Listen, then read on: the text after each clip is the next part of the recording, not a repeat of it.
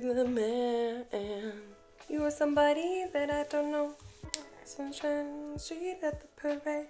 Must have taken all night. You need to calm down. So I need to tell you at night when you're freaking out. You need to calm down. Being too loud. You're being too loud. So the very first time I saw this game, the very first thought that came to my mind was, this is a game for Kim. Was I right? Oh, yes. Yes. Hello, everybody. Welcome back to Board Game Buzz today. My name is Carly. And I'm Kim. And today we're going to be reviewing the 1 to 5 player game Arborea from Alley Cat Games.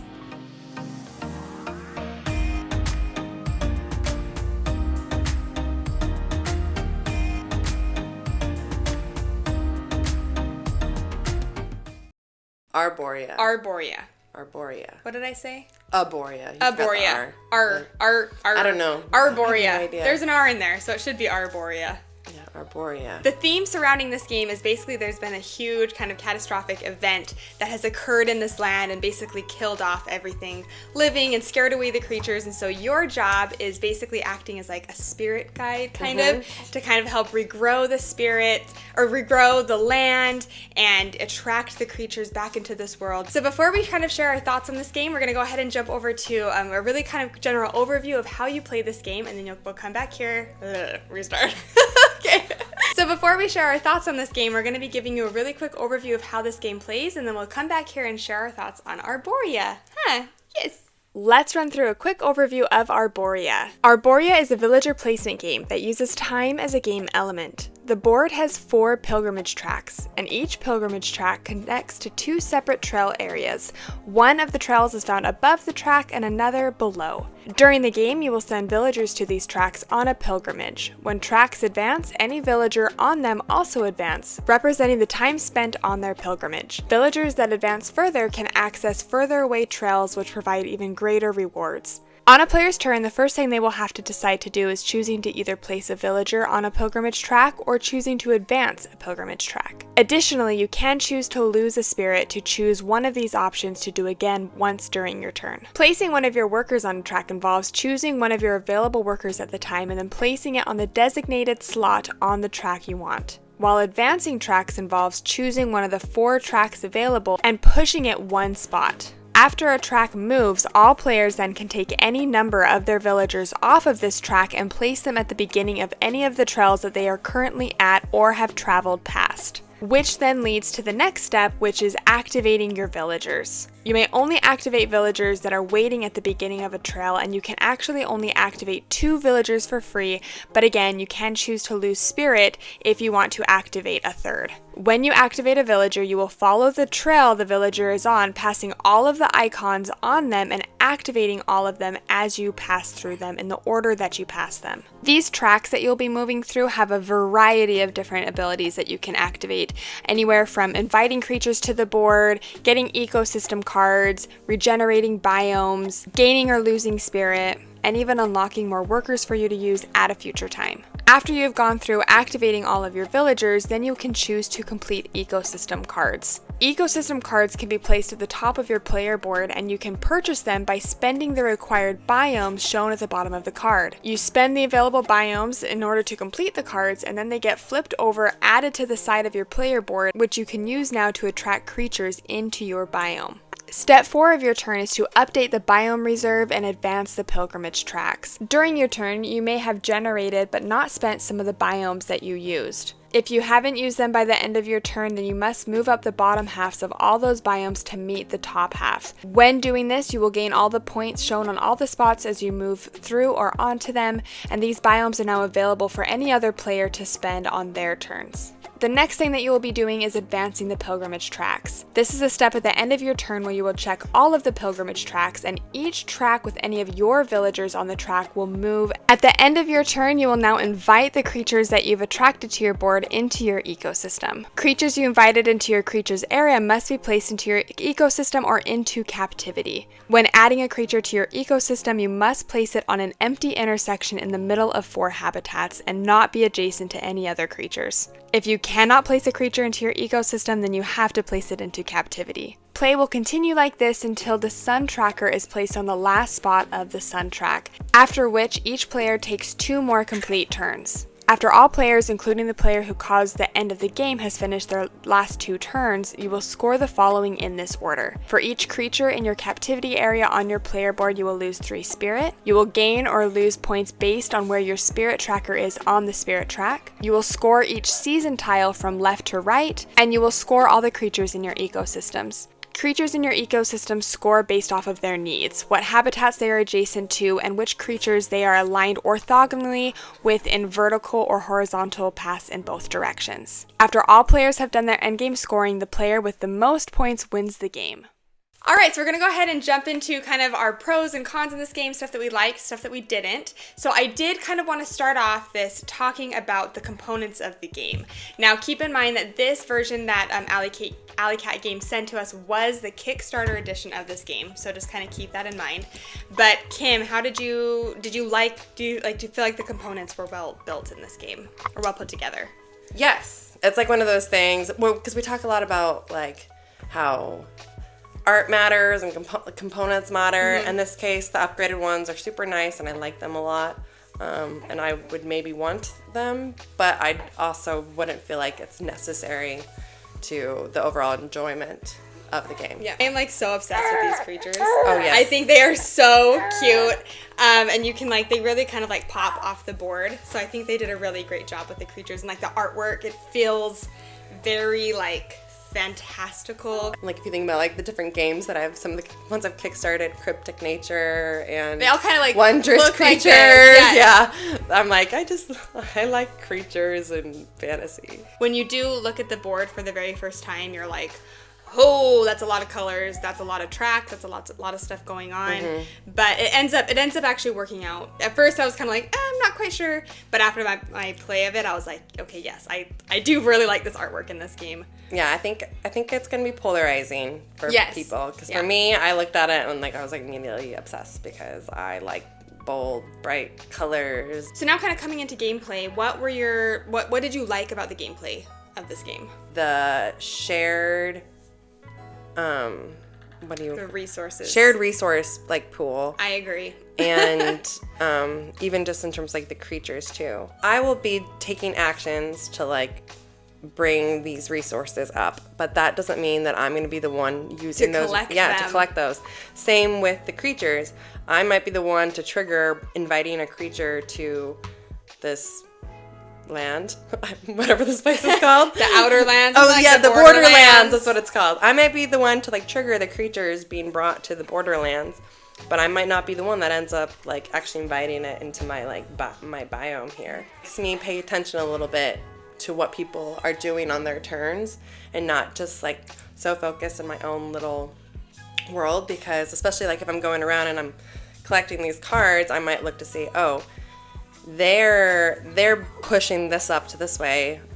If I go collect a card, I might collect something based off of what someone else is doing and not what I think that I should do. That makes sense? Yes, like, absolutely. I might think about it more in terms of like how can I maximize my points versus fulfilling my ecosystem cards. I really liked the shared resource pool. This game is just full of interaction. Even like you kind of mentioned, you're constantly kind of fighting over resources. You're fighting over the creatures that you're attracting, and with the resources and creatures, you don't know if the one that you're able to collect or like summon to the board, basically you'll even be able to collect, even if that was like the one you wanted or needed. But then on top of all that, the tracks are constantly moving, and they're constantly moved by other people on their turn. And when you use your white little screen printed village veterans, you get to advance the tracks even faster. So there's always stuff going on, there's always interaction. Like that can play into like the strategy that you're going for too. Like I see if Carly is on this track, I'm like, okay, I might... You know that track's going to be moving and advance quicker, so I might try to send one of my guys to that track too. So really, I feel like the key to this game is how to efficiently chain your actions together. And like that's basically the entire game, is just chaining. You're planning super far ahead. I should send this guy down his path before sending this guy, Like it's just a bunch of chaining actions, basically. Yes. Which I loved. I loved the just the way you kind of had to set up your turns and all the work that kind of went into setting up, and then you would like just blast out your turns and you'd have like a mega turn where you're like chaining and like activating all this stuff. And the build up actually, like, I would not compare this game to Everdell at all, except for in this one regard. The build up actually feels a little bit like Everdell to me, if you've played that. Like, Yes. where at the beginning you feel like, wait, that's it? Like, your not a turn lot is, going on. you can't really do much. Like, you basically just place a guy and like, that's it. The first few turns are just gonna like, I would say the first handful of rounds are kind of just like pushing and bumping. Yeah, and like just kind of like building it up, like, and then all of a sudden you're like, oh wait, now boom, boom, things are happening. And like I get that same kind of like sudden like build up with Everdell, and it's like, oh wait, suddenly all these things are happening, and I'm able to do this and this and if you're careful and planning ahead enough, you just keep having those turns, because if you stack your workers in such a way that they're constantly moving on those tracks, then you can keep having those turns. Yes. You have to be strategic about it, but you can just keep having pretty big turns as long as you're just stacking your little workers correctly and making sure you're continuing to unlock more workers as you go on. Like, it's a fun little rhythm almost that you kind of get into with this game. Yeah, that's a good rhythm. Like, there is a fun rhythm, rhythm that happens with this game. This is kind of like a little touch, and I guess it's kind of important, so maybe that's why they added it. But I really appreciated the fact that like the resources that you spend, those are the resources that once you get this card, Kim didn't realize. Yeah, that's why I'm laughing, because I was just like, oh. I like had no, I'm like, I wish I knew I was going to be on the back. So it's nice because the resources that you spend when you're purchasing these cards, and the cards flip over and go like to your area that you can like now attract your creatures onto, it's nice because you know exactly, you might not know the position of what those resources are, or like those biomes, but you know exactly what the biomes are. So it makes it nice, so you're not just like constantly flipping over these cards like, okay, I need that type of color, so I need that resource, which then will give me that color as a biome. It was, I feel like it worked really well on the cards. This is going to have 3, and if there are 6 squares on each card, you know that those other ones are going to be like rock terrain, which sometimes you need rocks. There was a game that we played where we were actually trying to go for that was one of the season trigger victory point, or they're not called victory points, they're regrow RP regeneration points. That's what it was. Yeah. How did you feel about the spirit track? Okay. I really liked it. I also really liked the spirit track. Is it worth spending my spirit right now to like get another guy out there, or to advance this again? Especially towards the end of the game, because you know if you have that maximum of 8 spirit, that's worth 20 points just by that.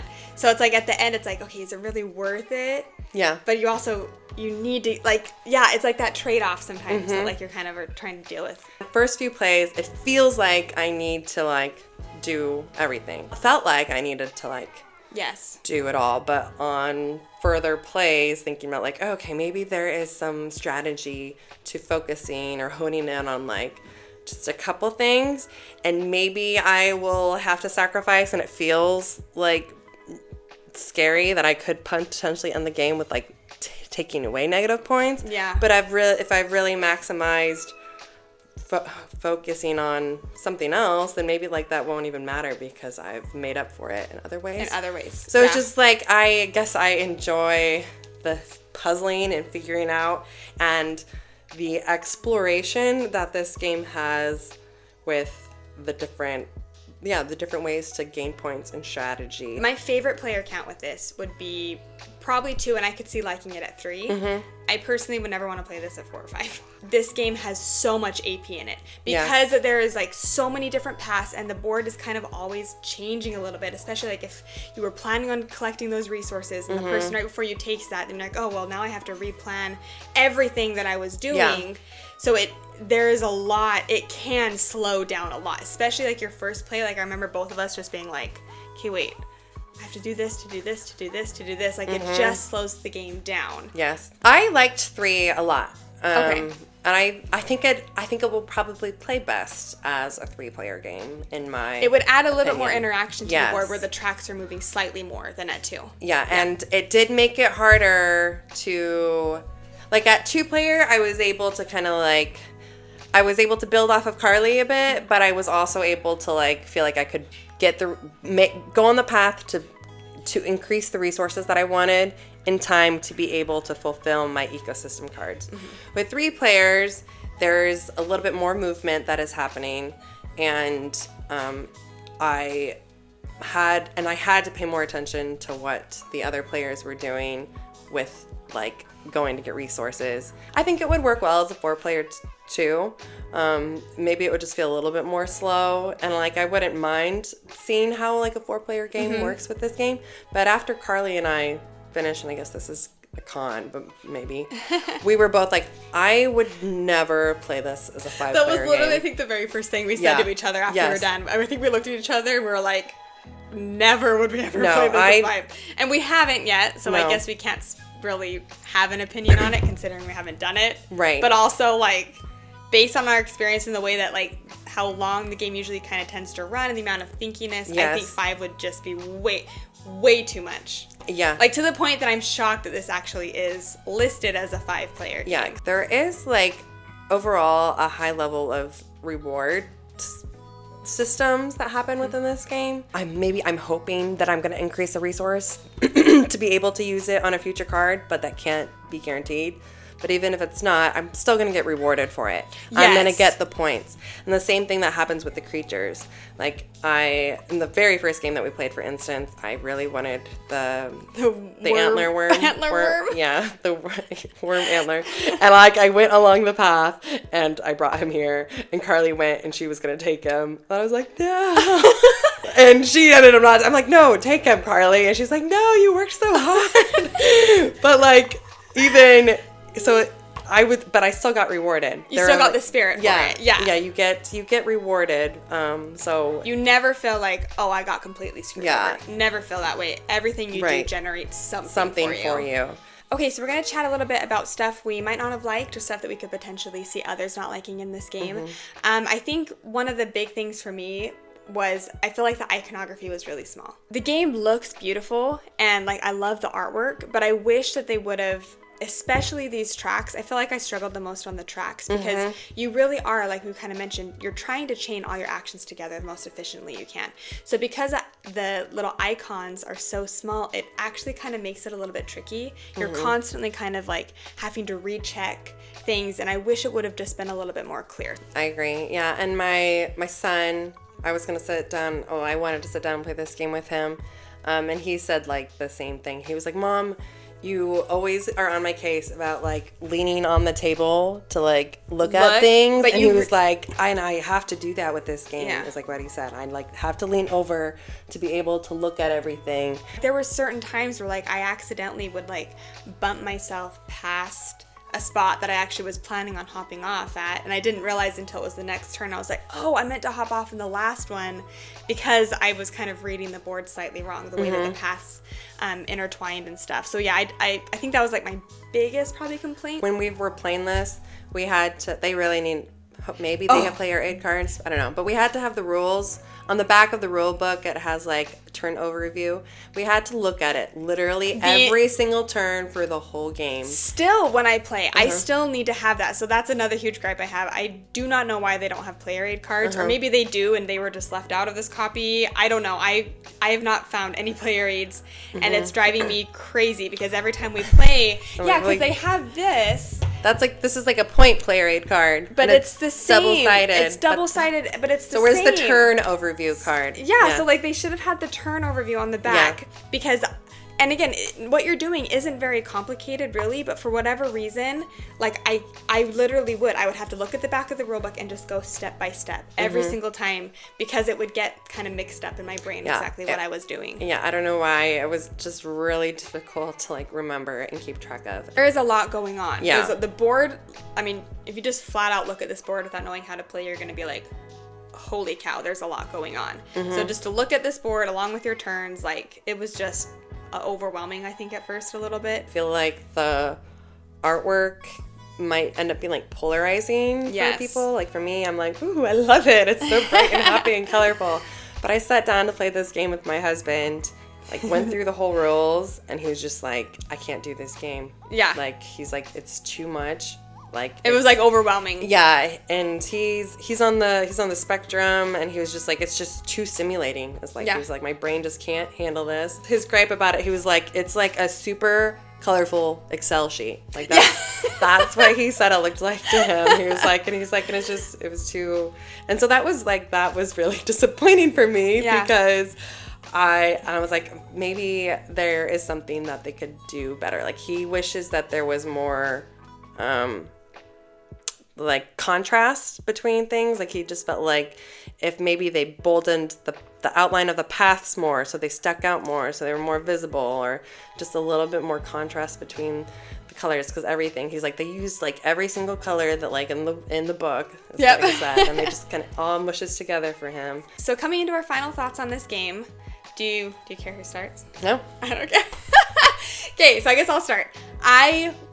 I am surprised at how much I like this game. I will say that. When Alley Cat Games reached out and offered to send me some games, I initially I didn't really mention this one. So I was like, it just looks like it's, I saw that board and I was like, it's going to be too much. Like, I'm not going to.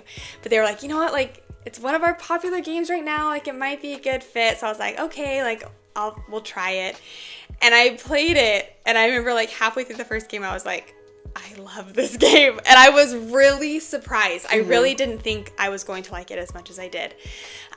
So having said that, I'm going to be giving Arborea a 9 out of 10. I really, really enjoyed this one. I really liked it. I do wish that the icons were bigger. I do think that this is it definitely is going to be on the more heavy side. So if you're like a light kind of gamer, or like if you're not kind of into super heavy games, I don't think this would be the game for you. And I don't think this game would be for everybody. I think some people are going to play this and they're either going to love it or they're going to hate it.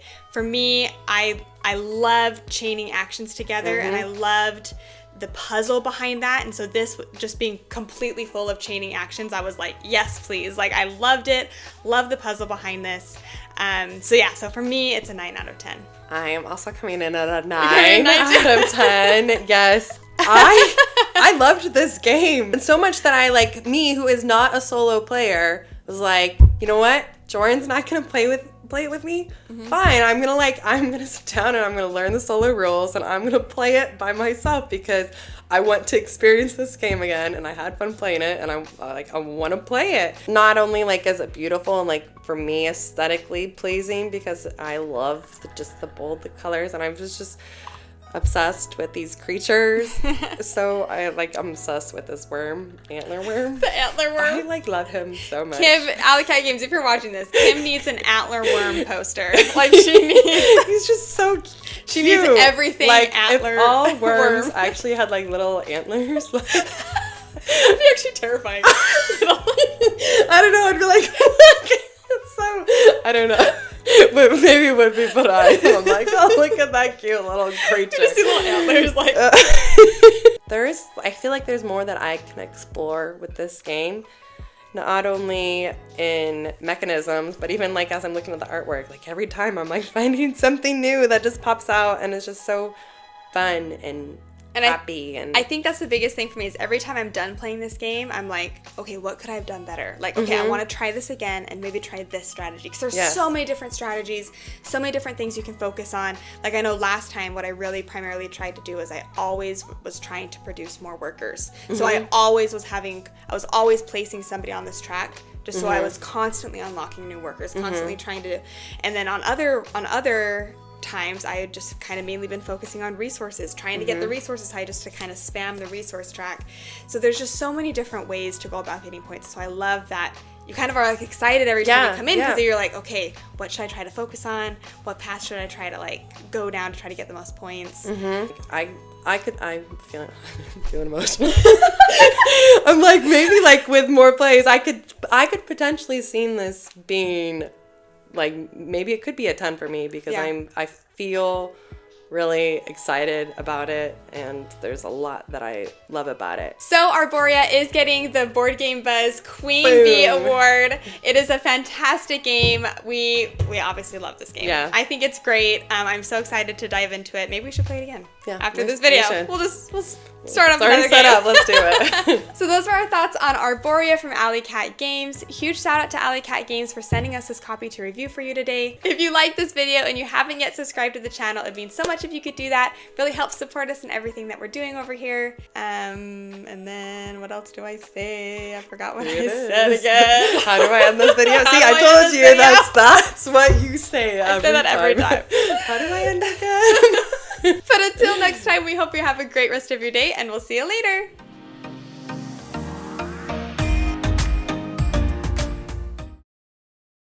Boy. Only breaks his favorite toys.